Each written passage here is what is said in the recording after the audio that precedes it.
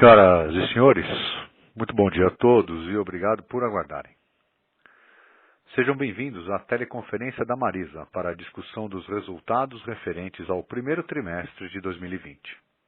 Agora, gostaria de passar a palavra ao Sr. Adalberto Santos, vice-presidente de Finanças e diretor de Relações com Investidores, que dará início à apresentação. Sr. Adalberto, muito boa tarde, obrigado pela oportunidade. Por favor, com a palavra. Boa tarde a todos, bem-vindo à teleconferência de resultados do primeiro trimestre de 2020 da Marisa Lojas S.A. Aqui comigo hoje, presencialmente, o nosso presidente, o Marcelo Pimentel, e a nossa gerente de RI, Lara Rata.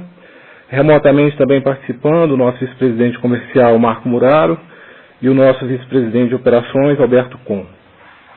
É necessário dizer que o resultado desse primeiro trimestre, como a grande maioria das companhias do Brasil, foi bastante afetado em função da interrupção praticamente total das operações de loja física a partir da segunda quinzena de março. Conforme descrito no nosso release, a companhia seguia firmemente sua rota de recuperação de vendas, repetindo um processo verificado nos 4 trimestres anteriores.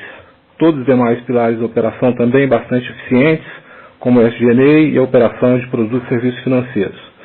Para completar, a capitalização realizada em dezembro último nos deixou com estrutura de capital bem mais equilibrada e eficiente. Todos esses componentes, de certa forma, deixam a companhia melhor preparada para o enfrentamento do evento sem precedentes que estamos vivendo. Apesar de ainda em processo de recuperação de resultados, a Marisa é hoje uma companhia muito mais eficiente, mas acima de tudo uma companhia também extremamente ágil no seu processo de tomada de decisão e implementação, o que tem se mostrado de fundamental importância nesse momento. Nós mencionamos também no nosso release uma série de medidas que foram adotadas para o enfrentamento dos efeitos do Covid-19. Tais medidas foram agrupadas em 2 conjuntos, o primeiro de proteção às pessoas, iniciado ainda em fevereiro, e o segundo de proteção ao negócio. Eu não vou passar por todos eles, vamos fazer aqui uma passagem rápida, uma análise rápida dos números do trimestre. E na sequência, Pimentel e eu estaremos aqui com vocês para falar do atual estado da operação após a adoção de tais medidas e um pouco também de perspectivas futuras, considerando, é claro, o baixo grau de visibilidade que ainda temos. Começando pela página 2, nós temos na parte superior a evolução da receita líquida total, menos 8,4%. Na parte inferior, gráfico do lado esquerdo, evolução das vendas em mesmas lojas com 2 visões. Uma para o período total, menos 4,4%. Na parte superior para o período que a gente chama pré-Covid. Um crescimento importante de 11,7%. Seria aí o 5º trimestre consecutivo de crescimento de vendas. Mais importante ainda, do lado direito, nós temos ali a evolução dentro do trimestre. Janeiro, um crescimento de 7,3%. Fevereiro 15,2% e março acelerando para 16,4%. Eu acho que para complementar a beleza desse número é o fato de esse crescimento vir praticamente 100% de maior fluxo em lojas e quase nada de diferencial de preço. E-commerce também com crescimento novamente importante, 47,3%, já em cima de uma base de 52,5% no ano anterior. Uma expansão acelerada do Omnichannel, que ao final do período já contava com 267 lojas, importância especial nas operações de loja de rua, e janeiro e fevereiro, uma participação dessa operação em 41% dos pedidos totais do e-commerce, mais importante ainda, uma taxa de recompra de 20,7%. Crescimento também importante na segunda vertente da operação Omni, que é o Ship from Store, já com resultados bastante relevantes do período março-abril. O Pimentel vai dar mais detalhes sobre essa evolução daqui a pouco. Página seguinte, página 3, evolução do lucro bruto na parte superior, do SG&A na parte inferior. Lucro bruto, uma queda de 1,9 ponto percentual, em linha com a estratégia que a companhia vinha trabalhando nos últimos períodos, cedeu um pouco em margem bruta para acelerar a reconquista de mercado. Nesse caso, especificamente, aqui nós tivemos um pouco do efeito Covid, na medida que nós fechamos as lojas ali na segunda parte de março, é exatamente o momento quando entra a nova coleção, seria vendida com preços cheios, é claro, e margens um tanto melhores.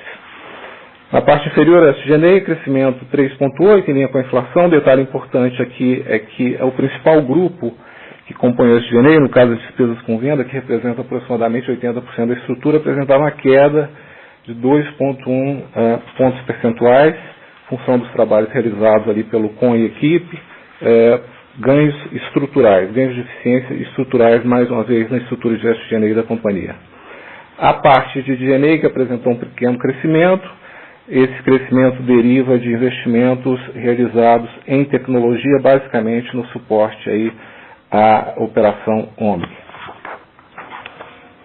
Página seguinte, evolução da margem de contribuição de PSF, uma queda de 17%, basicamente derivada aí da operação PL. Ele tem uma pequena queda nas receitas em função da interrupção das operações e também um diferencial de base comparativa, já que no período anterior nós tivemos uma reversão de 14 milhões. Eliminado isso, o resultado teria sido praticamente igual, já que tivemos um crescimento importante no resultado do EP, 75%, e a manutenção da margem de contribuição do co-branded, mesmo apesar das maciças adições em termos de PDDs feitas pelo parceiro, conforme amplamente divulgado na mídia.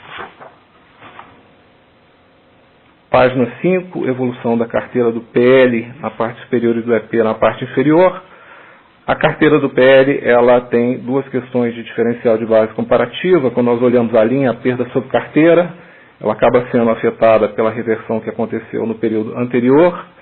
Na barra, nós temos ali um aumento de vencidos que acaba também sendo afetado por um outro evento, que foi a mudança da perda final, que era realizada com 180 dias até julho do ano passado e agora passa a ser realizada com 360 dias. Isso acaba trazendo um efeito matemático que leva a essa distorção de base.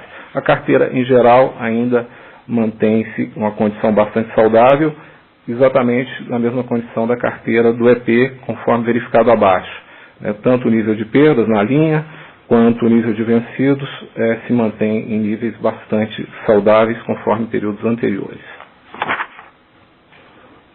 Na página 6, evolução do EBITDA consolidado da companhia, nós passamos para o terreno negativo, apesar da contribuição positiva de PSF de 40 milhões, o resultado negativo do varejo acaba trazendo esse resultado negativo. O resultado, no caso do varejo, ele deriva não só da receita, da queda de receita e de margem, mas principalmente da rigidez da estrutura de despesas, que no período de crescimento de vendas é extremamente positivo, traz uma alavancagem bastante interessante para a companhia, vide o que aconteceu no quarto trimestre, quando nós tivemos ali com um crescimento de vendas de 9%, nós tivemos um EBITDA 4 vezes do período anterior. Quando você tem o processo contrário, essa rigidez acaba tomando algum tempo para ser corrigida.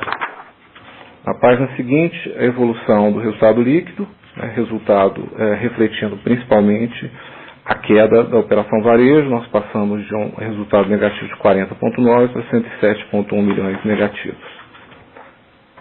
Página seguinte, a evolução do fluxo de caixa, logo na linha superior ali, a queda do EBITDA ajustado para 13 milhões acaba resultando numa geração bruta de caixa negativa de 25 milhões, uma maior alocação de capital de giro em função do crescimento acelerado de vendas que vinha ocorrendo, mas também da retomada das operações de antecipação a fornecedores, que é bastante positivo, mas acaba trazendo esse efeito de fluxo de caixa.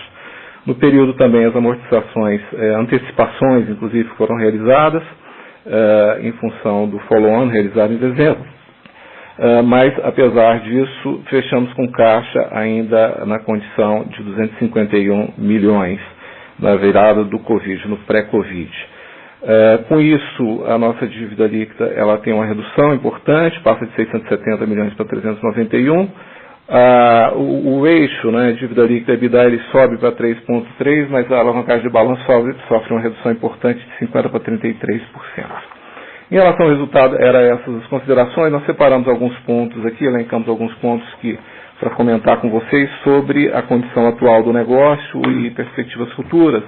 Eu vou falar sobre os 3 primeiros bullets, e na sequência eu passo para o Pimentel falar sobre evolução da estratégia da companhia para esse momento, o top line, evolução da operação digital e assim por diante. Então, a posição de caixa da companhia, conforme eu comentei no pré-Covid, era 250 milhões. Hoje, em função tanto das medidas para facilitar recebimentos, redução do cash burning e novas captações que foram feitas, ela já é de 400 milhões, isso nos dá bastante tranquilidade já para o período de retomada que começa agora. Todos os cenários de simulação que nós fazemos, mesmo os mais ácidos, para os próximos meses e até o final do ano, nos dão uma condição de certa tranquilidade de caixa. No segundo bullet, a evolução do contas a receber, apesar de nós trabalharmos para o mês de abril com nível de provisionamento maior, abril e maio, o que nós temos visto do ponto de vista de recebimento, né, que ao final pode resultar em reversão de provisão, é uma situação mais positiva do que esperado. É claro que a companhia tomou uma série de medidas, convênios com farmácias, com supermercados, comunicação maciça com os clientes, de certa forma reeducando eles a fazer seus pagamentos nesses pontos de venda, né? Os 50% dos pagamentos eram feitos normalmente nas nossas lojas, como as lojas estavam fechadas, é claro que foi necessário um trabalho de orientação desses clientes. Então, canais digitais, pagamento em supermercados, pagamento em farmácias e utilização de robôs também para comunicação com esses clientes, trazendo facilidades tanto do ponto de vista de consulta de saldos, emissão de faturas, etc, etc. O resultado tem sido fantástico. Para vocês terem ideia, tanto no mês de abril quanto maio, o recebimento efetivo caixa tem se situado em torno de 30% a 35% acima das nossas projeções iniciais e, de novo, é bem provável que esse processo resulte em reversão de provisões de PDD nos períodos seguintes. O outro ponto bastante importante, conforme eu mencionei na abertura, tem a ver com a agilidade da companhia. É claro que nos 15 dias ali do mês de março era impossível tomar alguma medida em relação à estrutura de SG&A. Nossa estrutura ela conta com menos de 10% como custo variável, o que, de novo, é extremamente positivo no momento de crescimento de vendas, mas quando você precisa fazer ajustes, dá um pouco mais de trabalho. A verdade é que 45 dias após o início, né, o fechamento das lojas, já no fechamento de abril, né, o nosso SG&A já apresentava uma redução efetiva de 50% em relação ao orçado, ou seja, em apenas 40, 45 dias, as medidas que foram tomadas, seja em relação à negociação de contratos de aluguéis, seja em relação à adoção da MP, da flexibilização do turno de trabalho, do horário de trabalho, seja em relação à renegociação da maioria dos contratos da companhia, processo que ainda continua em andamento, nós conseguimos uma redução extremamente importante de 50% do SG&A da companhia. Eu passo agora para o Pimentel, ele vai falar um pouquinho da estratégia geral da companhia e com foco especial na digital. Obrigado, Adalberto. Boa tarde a todos. Quando a gente fala da nossa estratégia, consolidação da estratégia da empresa, continuamos firmes com a nossa estratégia de crescimento de top line no primeiro trimestre, confirmando a assertividade do trabalho de reconquista das clientes e crescimento de volume de peças e fluxo em nossas lojas. Como o Adalberto falou, nesse sentido, tivemos um crescimento no primeiro trimestre de volume, ou seja, peças por tickets no primeiro trimestre de 6% e de fluxo de clientes de 5%. O marketing continua fortalecendo essa estratégia e nas últimas 2 semanas nós lançamos o movimento Volta por Cima, que irá nos permitir continuar um relacionamento próximo das nossas clientes, principalmente nesse momento de retomada gradual. Estratégia digital, sem dúvida, tem sido protagonista nesse momento, fruto de um trabalho que foi iniciado ainda em 2017. Mudamos a nossa plataforma digital, lançamos o projeto de multicanalidade e, mais recentemente, antecipamos a expansão de fases que originalmente estavam agendadas para o final de 2020 e 2021. Em abril e maio, estamos com crescimento em excesso de 100% contra números do last year. Em 2 meses já estamos com mais de 120 lojas habilitadas e produzindo vendas no modelo Ship from Store. Essas vendas hoje já representam 25% da venda total digital da empresa. Continuamos consolidando nossa estratégia de ampliar os canais digitais com a presença de uma loja Marisa nos 5 principais marketplaces do Brasil e mais recentemente agora com a entrada no portal, no marketplace da Magalu. Vale chamar a atenção para o último resultado do relatório EBIT Nielsen, em que a Marisa entrou para o ranking dos top 10 sites mais acessados do Brasil em abril, e o quinto maior crescimento de acessos acumulado de janeiro a abril. Olhando para frente e olhando o processo de retomada, desde abril nós montamos um comitê de retomada já preparando a companhia para poder voltar ainda mais forte e preparada para esse novo momento. Muito do nosso foco foi dado às estratégias digitais, como já mencionadas, mas também focamos na retomada das lojas físicas. Continuamos, como já mencionado em calls anteriores, com o projeto do novo modelo de loja, com a previsão da abertura da nossa loja conceito para o final de junho. Nossas parcerias estratégicas se mantêm intactas, com o planejamento da retomada da expansão de quiosques Magalu em 300 das nossas lojas até o final desse ano, sem ter tido alguma alteração. Bem como a expansão de equipamentos da Jequiti em nossas lojas à medida que as reaberturas forem acontecendo. Nosso planejamento para essa parceria é de também chegar a 300 lojas ainda em 2020. A Marisa está bem posicionada para esse momento, com 50% das nossas lojas sendo lojas de rua, 44 delas já abertas e performando bem acima das nossas expectativas. Hoje, em total, estamos com 84 unidades em funcionamento, como falei, com performance acima do original que esperávamos, e em alguns casos temos tido lojas com crescimento positivo contra o mesmo período de 2019. Estamos trabalhando com muita atenção ao cenário de saúde e preparados para a reabertura de todas as nossas lojas, às medidas em que os decretos municipais nos permitam fazê-lo. Encerro reafirmando nossa confiança na estratégia firmada desde 2017, que vem se demonstrando assertiva com as nossas clientes. Estamos entendendo esse momento como uma interrupção momentânea na execução dessa estratégia, mas que tão logo as atividades sejam resumidas em sua totalidade, a Marisa está bem posicionada para continuar avançando.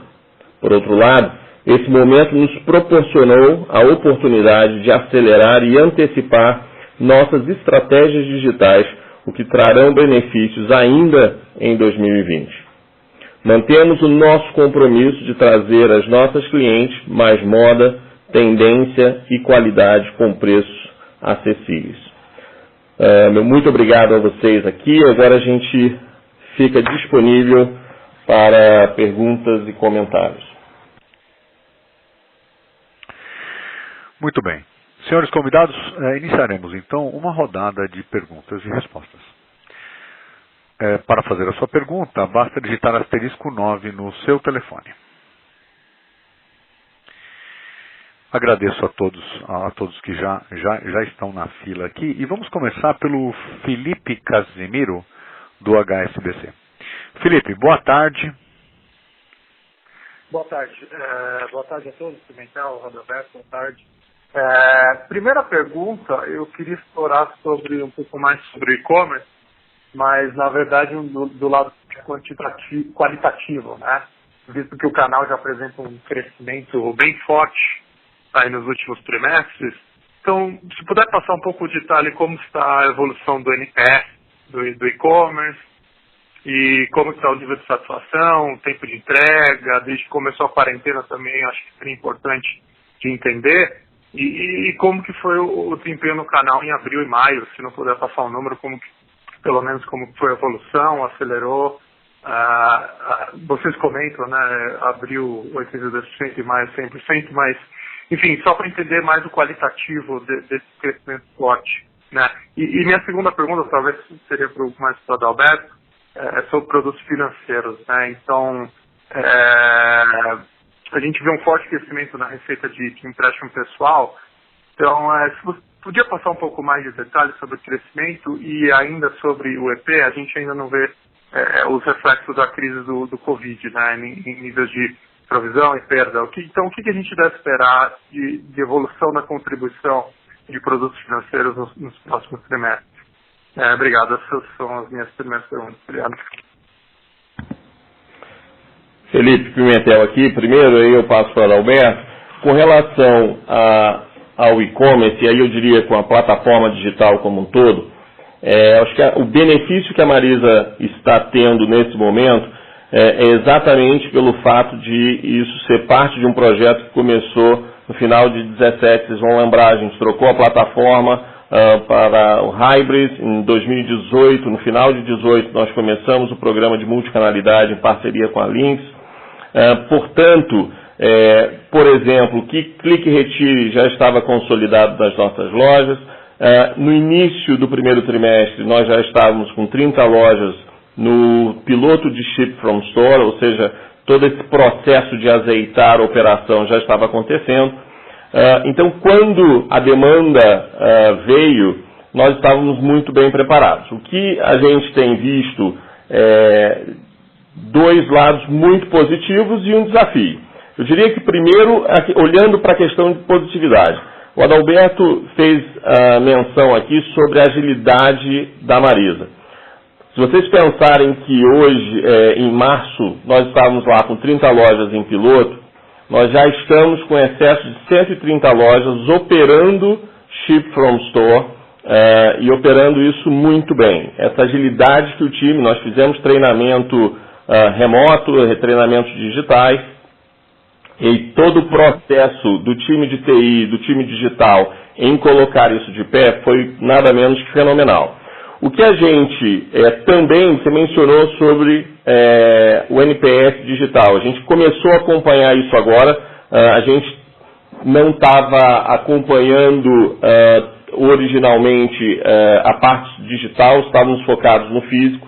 Mas uma grata surpresa que a gente teve é que o nosso NPS, o EBIT do comércio eletrônico, quando a gente olha ele em dois momentos. O primeiro momento é o pós-compra. E nessa experiência pós-compra nós estamos muito bem. 6 pontos percentuais acima da média de mercado. Aonde a gente tem que trabalhar é o pós-recebimento. Você vai entender que a gente saiu de praticamente, em 2 meses, de um CD concentrado em Santa Catarina, que é o nosso CD de e-commerce, para a multiplicidade de 130 CDs, que são as nossas lojas agora. Então isso, sem dúvida, trouxe complexidade, mas que o time está trabalhando muito rapidamente para resolver. Quando a gente olha os números de satisfação pós-recebimento das últimas 3 semanas, eles já melhoraram dramaticamente.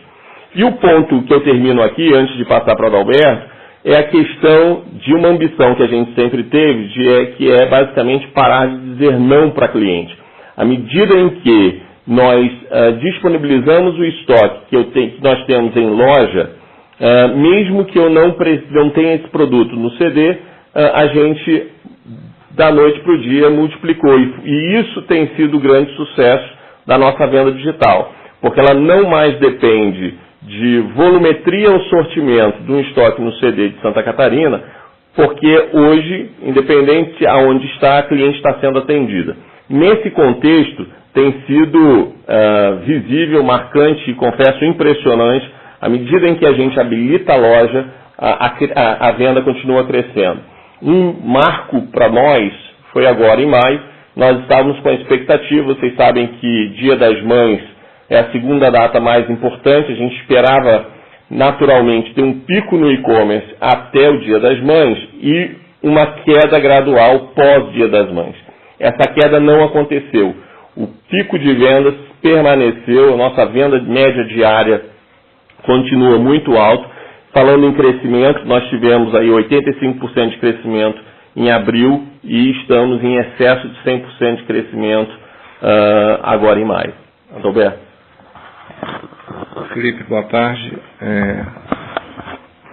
Voltando um pouquinho no que aconteceu no primeiro trimestre, a rigor nós não tivemos ainda nenhum efeito material do Covid, né? O que nós tivemos ali foi uma diferença de base no PL, um pouquinho de queda de produção, mas praticamente imaterial. Até porque a geração de receita derivada das operações dos cartões, ela é diferida, então você você vai marcando a receita na medida que as parcelas vão vencendo.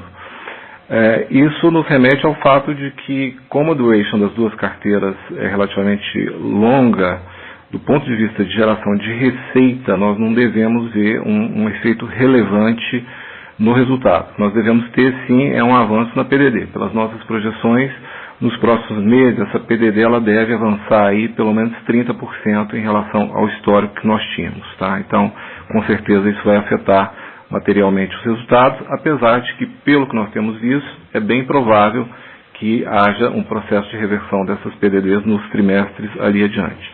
Do ponto de vista do consumidor, só para compartilhar com vocês, temos notado, sim, um consumidor mais conservador, né? O Pimentel vai falar do processo de evolução de vendas, provavelmente daqui a pouco, e um consumidor que tudo indica que quer cada vez menos se alavancar, ou seja, tem predominado as vendas em dinheiro, tá? Uma participação menor em todas as modalidades de cartão, não só cartão Marisa, ou seja, isso indica um consumidor preocupado em não se alavancar, ok? Acho que era isso.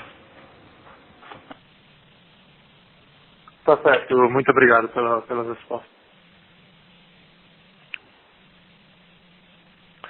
Excelente. A próxima pergunta será da Helena Vilares, do Itaú. Helena, boa tarde. Oi, pessoal, boa tarde. Obrigada por pegar minha pergunta. Eu tenho duas perguntas, na verdade. A primeira, ainda em relação ao e-commerce, e desculpa ser repetitiva aqui, mas uma coisa que a gente queria entender é como que vocês estão vendo a parte de cliente, né? Então, vocês estão vendo novos clientes, vocês estão vendo o consumo específico de algum mix, obviamente que deve ser um pouco focado na parte de moda mais interna, mais aconchegante, mas o que vocês estão vendo de curioso aqui? Porque um ponto que eu acho que é importante em relação à crise é que às vezes as pessoas acabam priorizando cada vez mais a proposta de valor, né? E a Marisa tem uma proposta muito nesse sentido. Então, talvez a gente veja alguns clientes que gastavam mais num ticket médio, talvez com uma qualidade parecida da Marisa, e agora podem estar migrando para a Marisa. Então, só queria ver o que vocês estão vendo em relação a isso, e se vocês acham que o mercado informal de roupa deve crescer muito com essa crise, ou o cara está tão descapitalizado que isso não faz tanto sentido. E aí, só um segundo ponto, Alberto, se você puder, por favor, fazer um follow-up em relação ao PDD. Você comentou, né, que o resultado dos produtos financeiros ainda devem continuar, mas que, obviamente, a PDD deve avançar aí em pelo menos 30%. Você pode me explicar como que vocês estão vendo, se vocês vão jogar tudo no segundo trimestre, ou se vocês vão jogando aos pouquinhos essa PDD crescendo? Como que vocês estão pensando nisso? Obrigada. Obrigado, Helena. Te responder um pouco sobre a parte do e-commerce. Você está certíssimo, a gente tem tido uma experiência de, em média, 30% a 35% de novos clientes entrando na nossa base. Nós também, juntamente com o time de marketing CRM, fizemos um trabalho muito direcionado de pesquisas para clientes Marisa, clientes Marisa do cartão Marisa e clientes que a gente chama de desengajado, ou seja, os clientes que não têm compra há mais de 12 meses.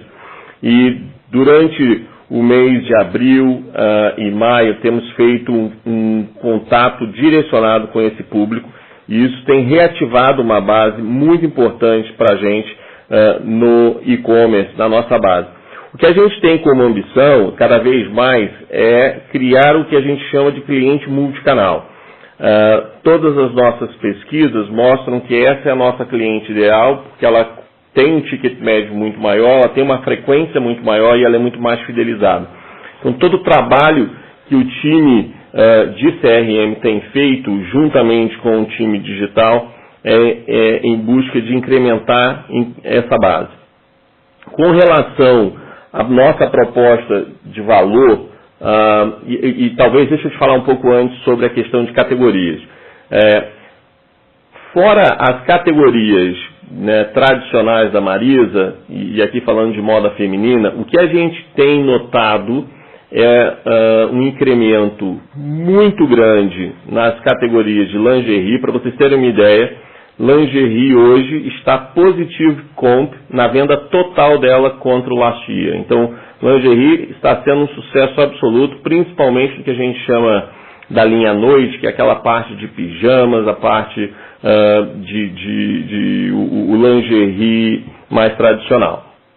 Nós também temos visto um incremento muito significativo na linha de infantil, né, exatamente por esse comportamento de crianças estando em casa, fora de escola, e também temos tido a oportunidade de incrementar a nossa participação na linha de masculino, que também é essa mulher fazendo a compra de básicos para o parceiro.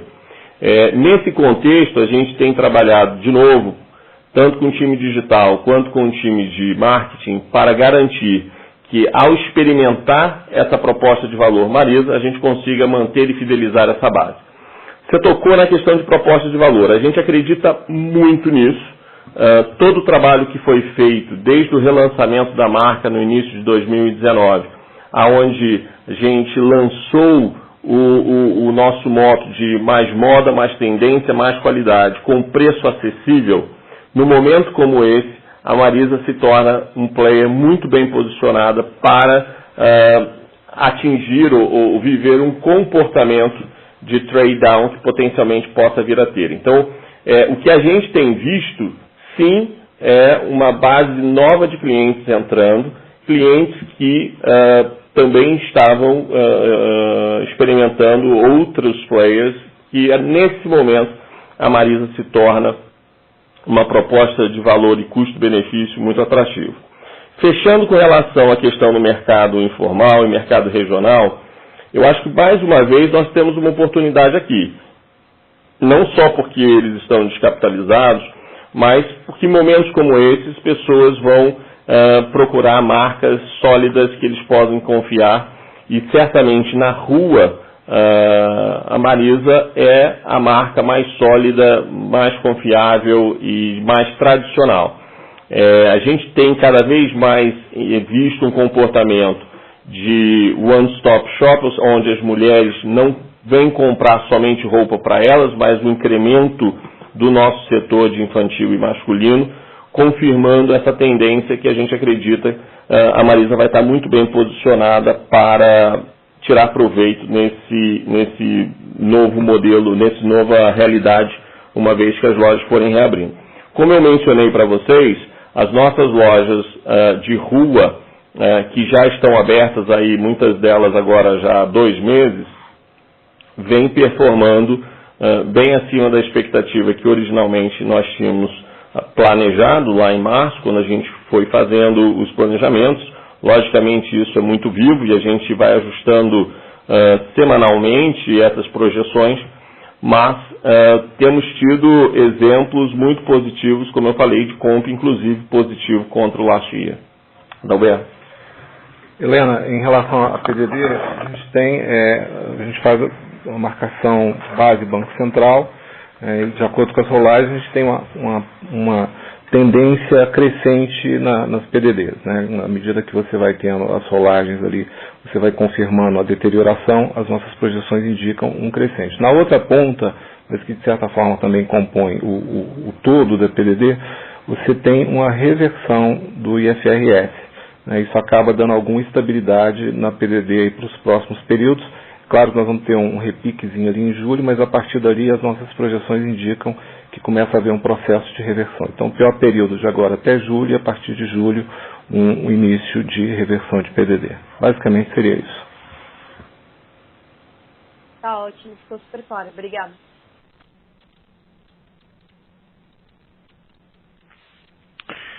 Muito bem. Vamos para a próxima pergunta. Será do Bob Ford, do Bank of America. Bob, boa tarde. Obrigado. Desculpa. Obrigado e boa tarde para você e a todo mundo. Obrigado. Pimentel, como estão pensando em sua posição de inventário, markdown risk e margem bruta? E quanto desse inventário você pode canalizar para o comércio eletrônico? Bob, boa tarde. Com relação de inventário, uma das medidas que nós estamos tomando, e é parte do planejamento daqui para frente, para esse ano, é acelerar a redução de inventário, como a gente tinha originalmente no início do ano, uma meta de redução de 10% do inventário total, essa situação agora nos proporcionou ser ainda mais agressivos. E isso só se deu pelo motivo de a qualidade dos nossos estoques. Nós mudamos, parte da nossa estratégia de ter um estoque muito mais perene, tomar uma decisão clara de não ser uma rede de fast fashion e tomar, através de muita pesquisa com as nossas clientes, ter a segurança dos investimentos que nós fizemos. Daí o sucesso que nós temos tido em categorias bases de jeans, básicos, lingerie e por aí vai. Com relação a o que desse estoque eu posso usar no digital, que eu posso dizer que é absolutamente tudo, e é isso que a gente tem usado. Todo o nosso estoque agora está disponível para compra multicanal, e o sucesso que isso tem trazido, reforçando o que comentei, em 2 meses já participar de 25% da venda total do digital, é um incremento exponencial que a gente percebe para o futuro que veio para ficar. Então a nossa segurança com relação a estoque não temos necessidade de nenhuma ação brusca de markdown. O comportamento que a gente tem visto é um comportamento de muita competitividade do mercado, mas sem uma necessidade de fazer nada absurdo. Também estamos entrando na sazonalidade de inverno, estamos muito bem estocados com produtos de muita qualidade, com preços acessíveis, que mais uma vez coloca a Marisa muito bem posicionado no eventual comportamento de trade down que clientes precisam ter. Obrigado, Pimentel. E somente para aclarar, esse 25% de venda em e-commerce, isso é sobre a base de 2020 ou 2019? 2020. Se eu comparar com 2019, vai ser muito maior do que isso. Muito obrigado.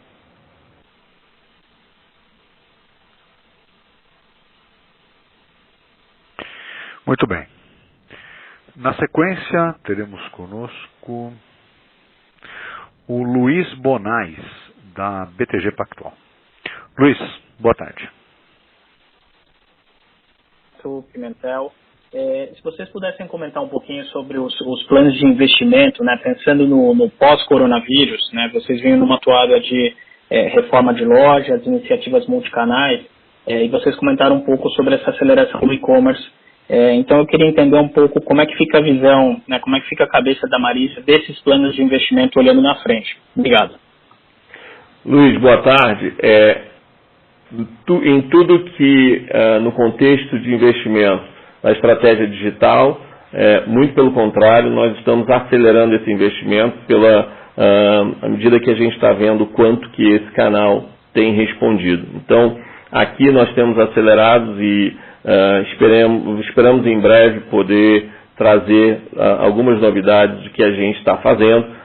Um tema que eu posso abrir para vocês é o já atrasado, e finalmente a gente sai agora em junho, o nosso app da Marisa, né? A gente ainda não tinha um app, esse é um trabalho que, pela liderança do Rodrigo Poço, nosso diretor digital, e junto com o time dele, acelerando muito para botar isso de pé. A gente quer fazer o app da mulher brasileira, sincronizado com o PSF e moda, e isso já está no pipeline para ter o MVP agora em junho. Mas temos outras iniciativas. Então, em termos de investimento digital, prioridade total da organização, aqui nós não estamos olhando como um canal de economia, e sim como um canal de investimento.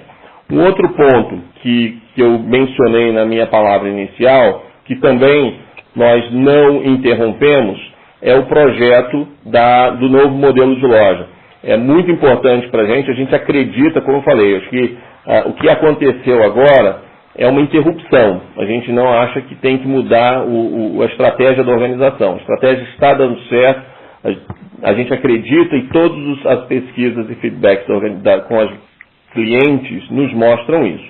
Portanto, mesmo passando através do momento de pandemia, a direção da empresa tomou a decisão de manter esse investimento e agora no final de junho nós vamos lançar esse primeiro modelo de loja.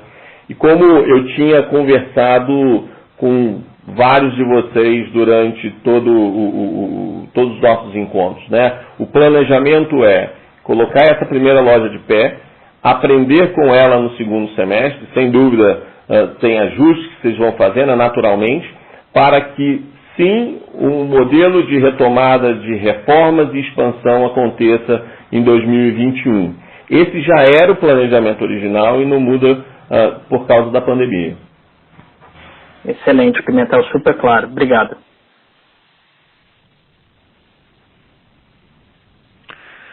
Muito bem. A próxima pergunta será do Marcelo Aldi, da Cardinal Partners. Marcelo, boa tarde. Boa tarde.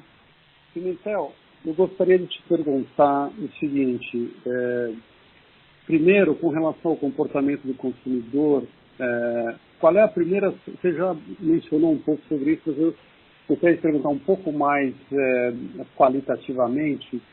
Qual é a primeira percepção que você tem desse comportamento de consumo? Você mencionou um consumo mais conservador. Você está sentindo um ticket mais baixo do que antes? Você pode dar um pouco de número de quão melhor, você mencionou que está melhor do que vocês planejavam, mas você pode ter sido excessivamente conservador. Comparado com o período até meados de março, dos 100% que vocês estavam antes, quanto que essas cerca de 20% de lojas abertas estão rodando agora? E se o ticket está menor, como é que pode estar tão melhor assim? Você acha que a consumidora está deixando de gastar em outras coisas e concentrando mais em vestuário agora? Que tipo de percepção você tem agora? Essa é a pergunta número 1. A pergunta número 2, você pode falar um pouco sobre a cadeia de fornecedores? Está tendo problema? Quais são os desafios que vocês encontram aí para manter essa eficiência operacional e eficiência de custo num ambiente em que pode ter quebra e descontinuidade da sua cadeia de fornecimento? Obrigado. Marcelo, boa tarde. Com relação ao comportamento, como eu falei para vocês, obviamente, ali em março, nós tínhamos, como toda empresa responsável, ter que projetar o worst case cenário. Naquele momento, nós, para vocês terem uma ideia, projetamos venda zero para os próximos 3 meses e o que demandaria uma estruturação de despesa que foi feita com muita agilidade, liderada aqui pelo Adalberto. O que foi acontecendo à medida que as lojas foram abrindo, e como eu mencionei, o que a gente está vendo é o incremento de peças por ticket, ou seja, o valor do ticket não reduz. Na verdade, ele se mantém e em alguns casos ele aumenta. O que a gente está vendo é um comportamento de clientes com muito maior objetividade. Ela sabe o que ela quer, ela entra e ela fica menos tempo na loja, mas ela vai lá, compra. Por isso da nossa importância de continuar investindo nas nossas plataformas digitais, por isso da importância de continuar investindo no nosso marketing digital, porque o sentimento que a gente está tendo é que ela, na sua grande maioria, principalmente em lojas de shopping, sabem muito bem aonde querem ir e o que querem comprar. A Marisa, no entanto, tem um benefício, aqui eu acho um diferencial competitivo, que é o nosso pátio de lojas de rua. Nesse caso, nós estamos vendo um comportamento ainda melhor, com maior frequência comparado às de shopping e com o maior volume de peças por ticket. O que a gente está vendo com relação a comps contra o ano passado, e aí é um filme, não é uma foto. Esse filme começa devagar, ainda em abril, ele começa a crescer, e o que a gente tem experienciado, e falo isso com muito cuidado, porque é um exemplo de um sample de 20% do pátio, né? Então é sempre importante dizer isso com muito cuidado, mas o que a gente tem visto é uma aproximação da venda cada vez mais próxima com a venda do ano anterior. Os últimos 3 dias, para ser ainda mais específicos, desse grupo de 84 lojas, se eu olhar os same-store sales do grupo de lojas abertas, nós estamos com venda positiva contra o ano anterior. Então, o que a gente está alimentando a cadeia, alimentando o marketing digital, alimentando o complemento com a venda digital, isso está sendo extremamente positivo para a gente. Então, esse é o cenário de comportamento da cliente que a gente está vendo agora. Com relação à cadeia de fornecedores, também foi um trabalho feito de mão dupla aqui, entre o time do Adalberto, olhando o lado financeiro, e o time do Marco Muraro, nosso VP comercial, junto com o time comercial. Foi um trabalho eu diria, sendo suspeito a isso, excepcional. Um trabalho de muito respeito com a cadeia de fornecedores. Nós conseguimos financiamentos para honrar os compromissos com eles. Temos trabalhado com eles agora na revisão das carteiras, olhando para frente. Obviamente, estando aí praticamente 2 meses e meio com a maioria das lojas fechadas, não há uma necessidade de recompor essas carteiras. Portanto, é um trabalho que tem sido feito fornecedor a fornecedor. No momento, nós conseguimos honrar com todos os nossos compromissos com os nossos fornecedores e estamos projetando essa cadeia para frente, à medida que essa venda vier retomando, principalmente ali nos últimos 4 meses do ano, que a gente acredita estaremos chegando mais próximo de um normal. Então, no momento, relacionamento com cadeia de fornecedor sem grandes impactos. Só um follow-up com relação ao que você mencionou, que são informações bastante encorajadoras e sem sorteios positivos year on year. Lógico que é uma queda em relação à margem, mas você acha que esse comportamento pode ter um componente de demanda reprimida, como a gente está vendo, por exemplo, em eletrônico, que as pessoas estão ficando em casa, estão acabando fazendo um upgrade em casa, porque estão usando mais a casa e tinha coisa que precisava ser trocada. Você acha que teve uma certa interrupção de compra que agora retoma e esses números podem ser mais fortes do que um normal daqui 3, 4 meses? Ou você percebe que essa já pode ser a nova normal? Marcelo, a gente também tinha essa premissa e tinha essa expectativa de um surge inicial seguido imediatamente de uma queda da curva. A realidade, no entanto, e reforço o cuidado de que estamos falando de 20% da rede, mas a realidade que nós estamos vendo atualmente não é essa. Como eu coloquei para você, a curva vem numa crescente positiva em aproximação com a venda do ano anterior. Então, nós já temos aí uma massa crítica de 20%, temos uma massa crítica que já está aberta há pelo menos 2 meses, e vem demonstrando um achatamento dessa curva aproximando-se da linha do ano passado. Agora, o futuro preciso de como será esse normal, nós todos ainda vamos descobrir. O que a gente tem tomado um cuidado muito grande de trabalhar essa questão de nova normal, o que a gente sabe é que não necessariamente, não vai ser o que era no passado, mas também certamente não vai ser o que a gente está vivendo agora. A gente tem tido muita experiência de clientes que querem sim poder sair, querem sim poder voltar ao comportamento de compra, e reforço o posicionamento da Marisa num contexto de um possível comportamento de trade down, de base de clientes que vão precisar achar uma alternativa mais acessível e que a Marisa está muito bem posicionada para isso. Tá ótimo. Muito obrigado.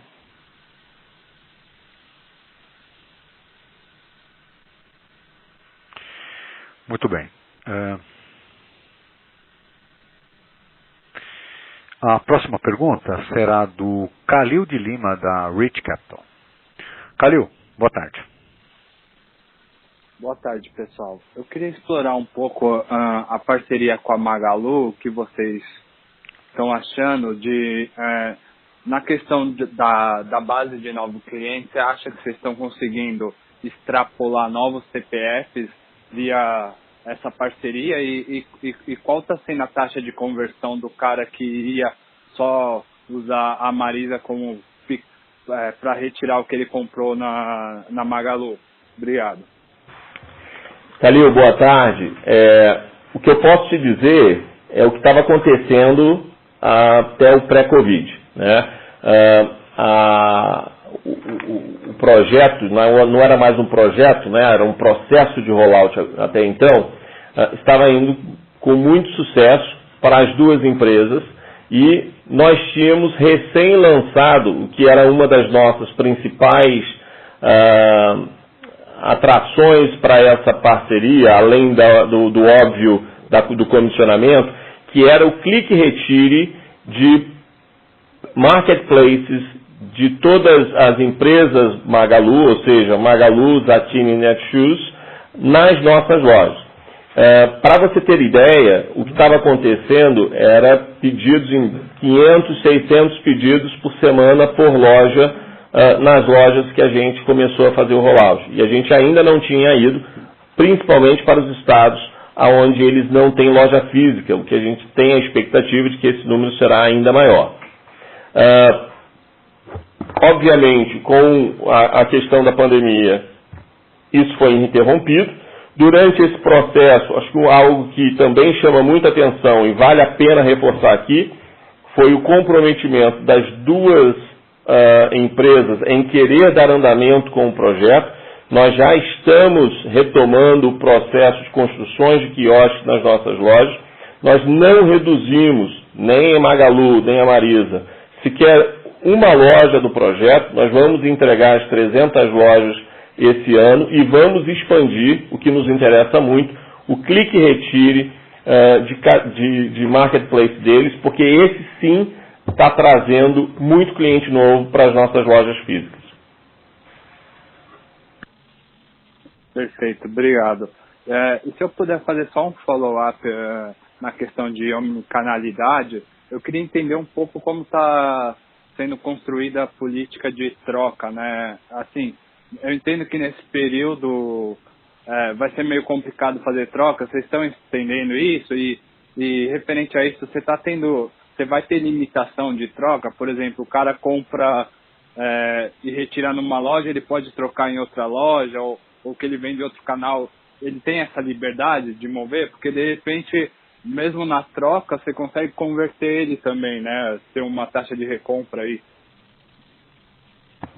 Calil, sem dúvida, como empresa multicanal, nossa troca também é multicanal. Então, para os nossos clientes, não importa se ela comprou no digital, ela pode trocar na física ou vice-versa. O que a gente também tem um trabalho muito focado do time de operações são taxas de recompra. Nós temos 3 acompanhamentos de taxa de recompra, que é a taxa de recompra do clique retire, taxa de recompra do PSF, ou seja, clientes que vão pagar faturas e nós transacionamos produtos, alavancamos venda através desses clientes, e também clientes que vêm fazer trocas, entregas, e a gente consegue fazer essa alavancagem. Interessante você mencionar isso. Um dos principais processos de conversão para a compra nas nossas lojas exatamente na hora que ela prova o produto. Então, troca é muito importante, porque geralmente ela troca, ela pega um outro produto, e aí, para ter garantia de que ela não vai errar de novo, ela prova. Geralmente a gente adiciona uma peça a mais nesse outfit que traz uma venda em impulso. É isso que tem trabalhado, o time de operações tem feito trabalho excepcional nesse sentido. Perfeito, obrigado, muito obrigado. Pessoal, Adalberto, vou responder uma pergunta aqui do Vitor Gaspar, que chegou através do webcast, e nos questiona aqui sobre medidas de redução de despesa gerais e administrativas para o segundo trimestre. Vendas, acho que a dinâmica de vendas do Pimentel já comentou, dinâmica também da operação Omni e perdas também eu já comentei. Eu vou falar um pouquinho só aqui da questão de despesas. Já falei do número de abril, que nós conseguimos uma redução de 50%. É claro que isso não conseguimos trazer esse número estruturalmente para 50%, mas conceitualmente a companhia reabriu, né, um trabalho de SG&A. Eu vou lembrar aqui que para os que nos acompanham há mais tempo, Marisa traz uma relação SG&A por metro quadrado das melhores da indústria. Independentemente disso, nós reabrimos o trabalho e a ideia é incorporar algumas das práticas que foram adotadas agora no período Covid para a nossa vida futura, né? Por exemplo, uma delas a questão do home office, que está indo super bem. Fomos um dos primeiros a adotar. Já em fevereiro nós já tínhamos grupos trabalhando em home office. Hoje 100% do escritório central trabalha em home office e provavelmente nós vamos continuar com uma boa parte das nossas equipes trabalhando assim. Os contratos, né, 100% dos contratos da companhia estão sendo revistos buscando reduções estruturais, principalmente os mais relevantes aqui relacionados à ocupação. A gente entende que o Covid, para o mal, em alguns pontos para o bem, ele enseja um momento de reorganização de alguns econômicos, como por exemplo econômicos de loja. Pode ser que uma loja que não se pagasse no momento pós-Covid com os econômicos pré-Covid, ela se torne sustentável a partir de uma revisão estrutural do seu custo de ocupação, do seu custo de pessoas e por aí fora. Então, tanto a questão de tecnologia quanto a questão do momento em si, como a questão da legislação, ensejam a revisão geral de contratos da companhia e é o que nós estamos fazendo nesse momento.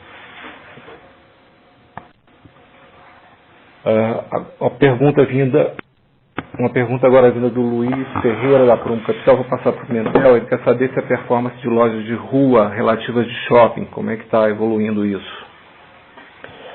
Luiz, boa tarde. Isso está evoluindo muito bem.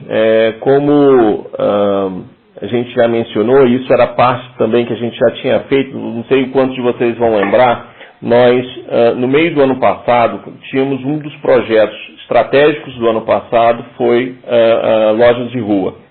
E parte desse processo, quando a gente estava fazendo todo o movimento de pesquisa, foi entender que 70%, nós fizemos uma pesquisa com 60 milhões de CPFs, 70% desses CPFs não migravam de rua para shopping ou vice-versa.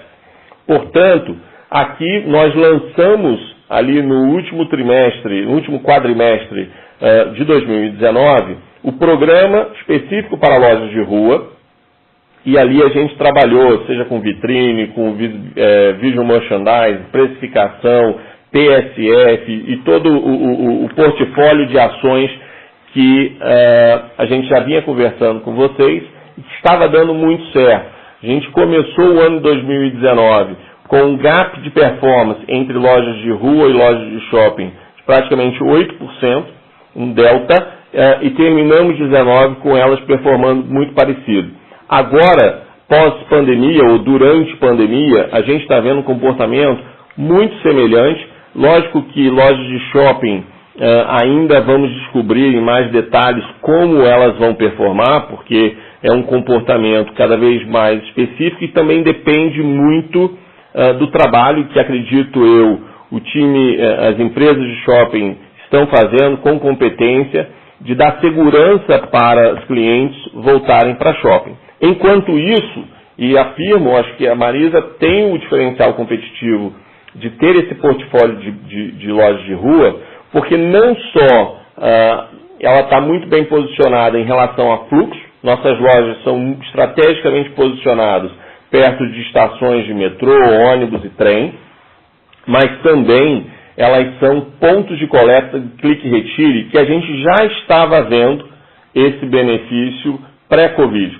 40%, vale lembrar, 40% das nossas lojas, das nossas vendas online já eram no modelo clique e retire e a grande maioria dessas vendas eram feitas para coleta em lojas de rua.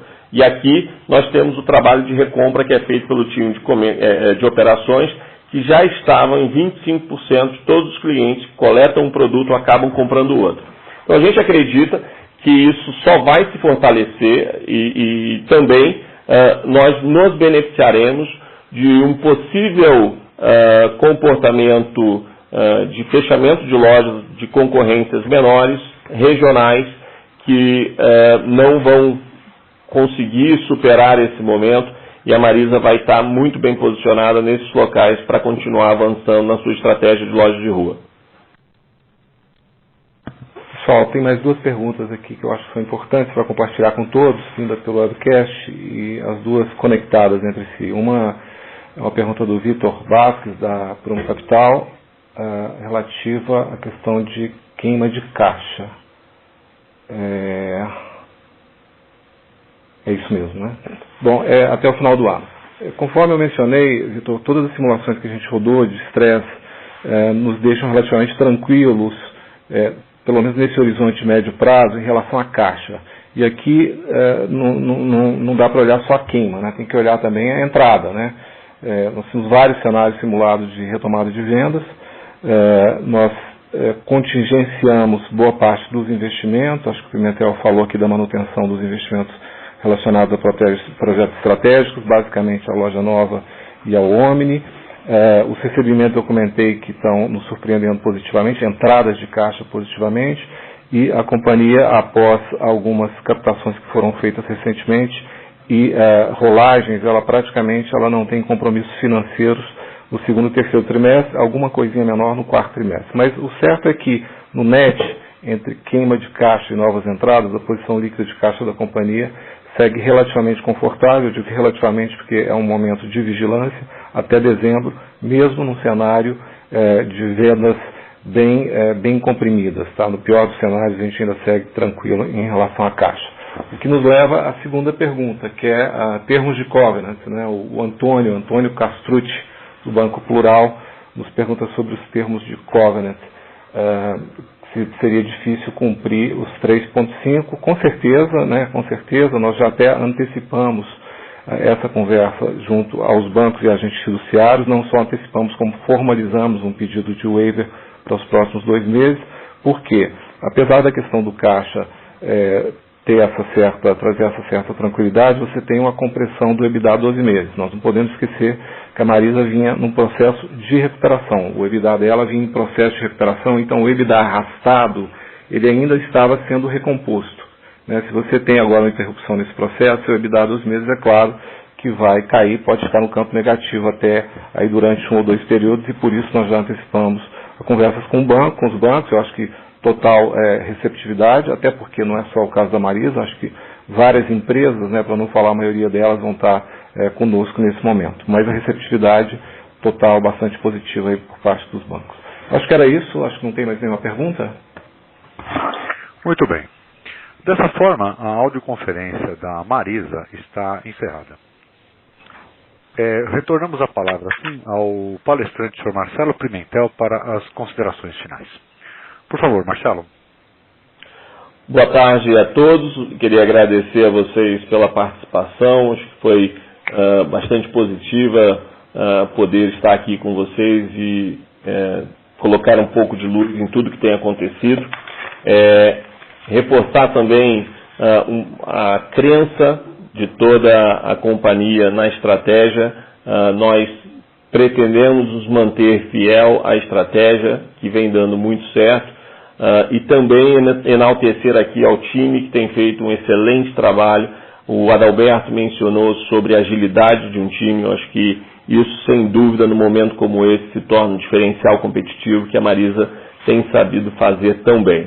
Nós estamos otimistas, olhando à frente, com muito cuidado, com muita cautela, mas com uma determinação de sair mais forte, buscando realmente o ganho de market share, não simplesmente a sobrevivência desse momento, e esperamos em breve dar continuidade à estratégia que foi iniciada. Muito obrigado a todos, boa tarde. Muito bem. Assim, a audioconferência da Marisa está encerrada. Agradecemos a participação de todos e tenham uma excelente tarde.